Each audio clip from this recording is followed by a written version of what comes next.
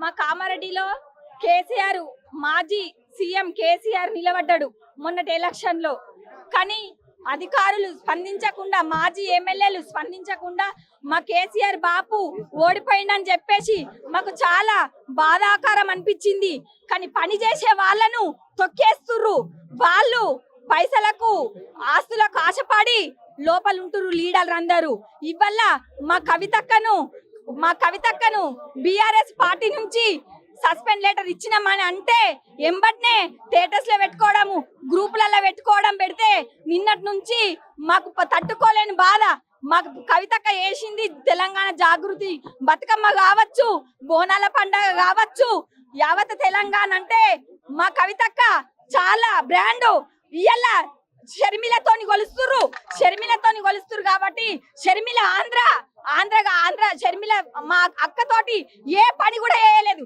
కవితక్క అమెరికాలో వదులుకొని కడుపులో బిడ్డను పెట్టుకొని తెలంగాణకు వచ్చి 2006లో ఉద్యమం చేసి యావత్ తెలంగాణ అక్క ఎమ్మడి ఉన్నారు కాబట్టి ఇయ్యాల పార్టీ నుంచి సస్పెండ్ చేసిర్రు.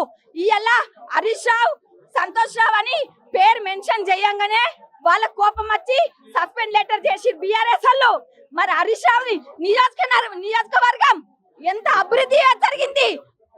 మరి బాన్స్వాడ ఇయ్యాల పోచారం వేరే పార్టీకి పోయిండు, వాళ్ళది ఎంత నియోజకవర్గం జరిగింది.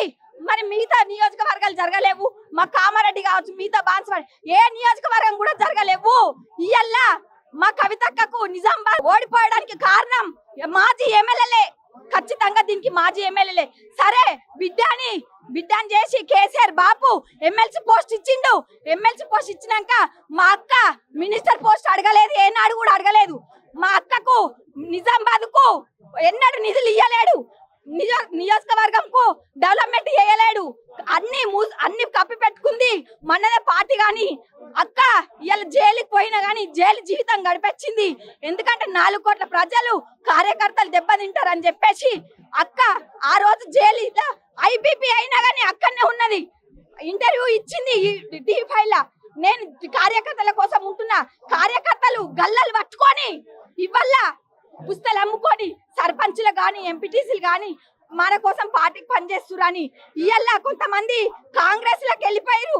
ఇంట్లో యూజ్ చేసుకున్నారు, ఇది అయిపోయింది. మళ్ళీ కాంగ్రెస్ లకు పోయారు. ఉన్నళ్ళు పచ్చి దొంగలు ఉన్నారు. కాబట్టి ఇప్పటికన్నా మాజీ కేసీఆర్ గారు నువ్వు మేల్కొని ఎవరు మనోళ్ళు ఎవరు గారు అని నువ్వు తెలుసుకొని నువ్వు మన టిఆర్ఎస్ పార్టీకి నువ్వు పనిచేయాలా.